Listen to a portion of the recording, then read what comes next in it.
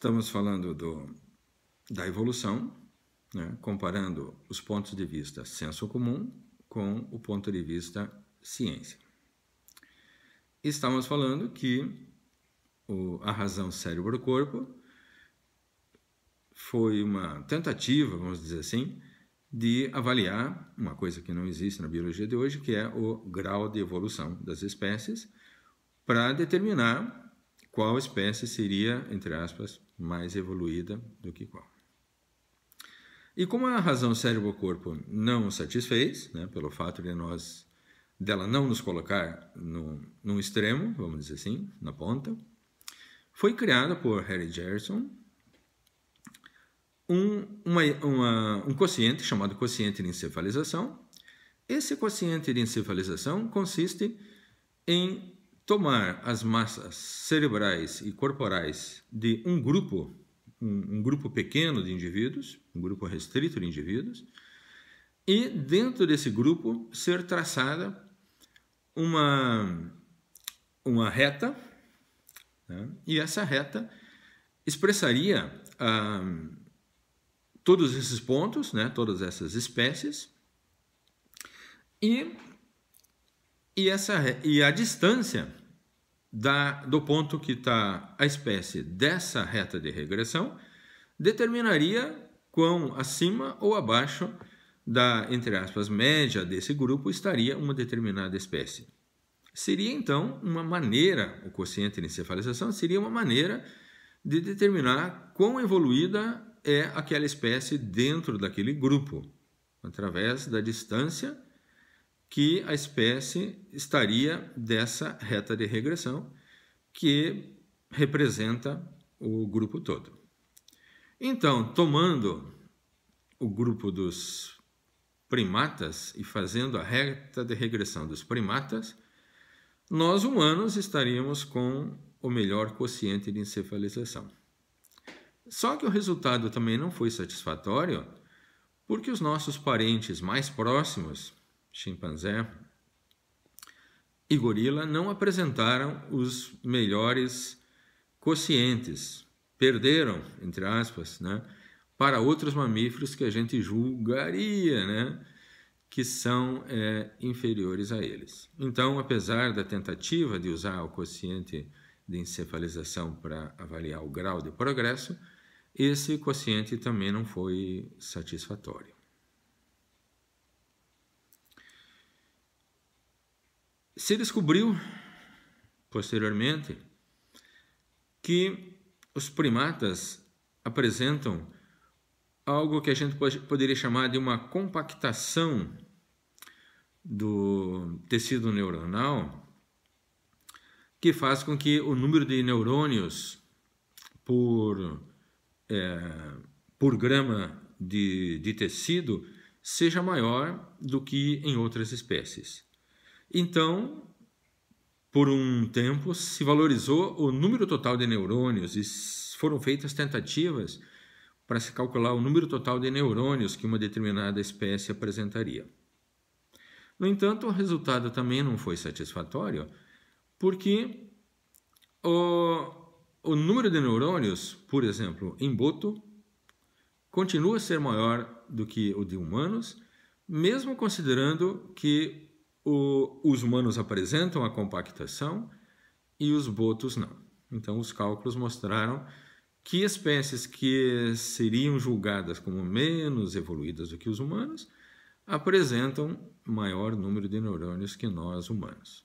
Então, o critério número de neurônios também não foi satisfatório. Mesmo que fosse, não faria sentido, né? Porque espécies que apresentam neurônio são apenas uma minoria dos seres vivos. E não faria também sentido utilizar uma característica que está presente numa minoria como um critério para avaliar toda a vida, todos os seres vivos. É usado, vez por outra, também um outro critério, que é o critério da ubiquidade. As pessoas acham que a ubiquidade poderia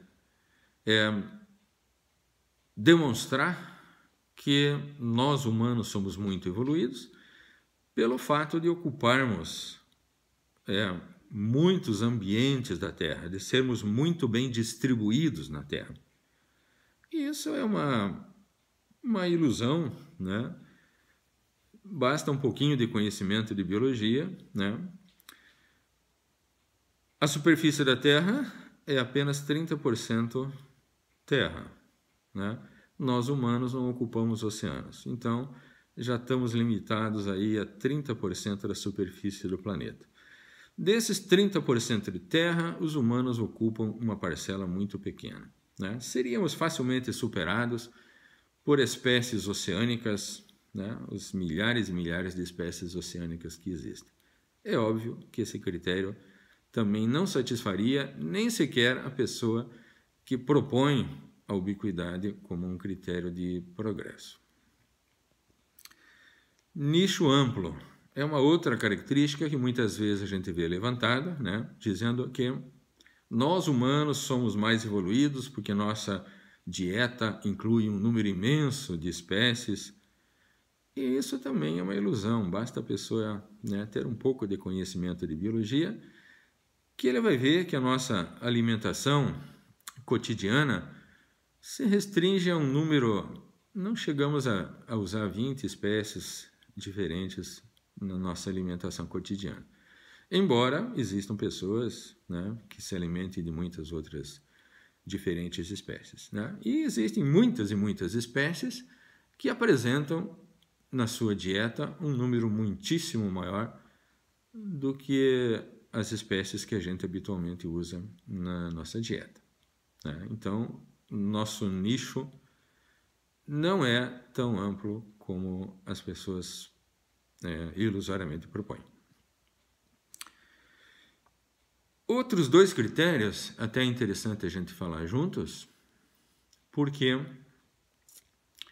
são critérios antagônicos, né? Algumas pessoas dizem, nós somos as espécies mais evoluídas porque nós somos uma das últimas espécies que surgiu. Nós somos uma novidade evolutiva. E outras pessoas dizem exatamente o oposto, né? Nós humanos somos mais evoluídos porque nós estamos na Terra há muitos milhões de anos. Nenhuma das duas afirmativas faz nenhum sentido, né? As novidades não são melhores do que as antiguidades, né? A não ser no mundo tecnológico, talvez, né?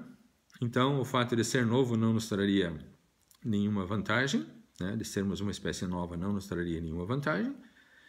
E é claro que as formas antigas, né? Formas antigas que perduraram durante muito tempo foram formas de sucesso, né? Já que elas persistiram durante muito tempo, né? Como, por exemplo, a forma das vespas, né? A forma das formigas, elas estão no mundo há muitos e muitas dezenas de milhões de anos, né? São formas, né, fenotípicas de sucesso, permaneceram. Mas a nossa forma não está no mundo há tanto tempo assim para ser, né, para ser possível uma comparação com essas outras espécies.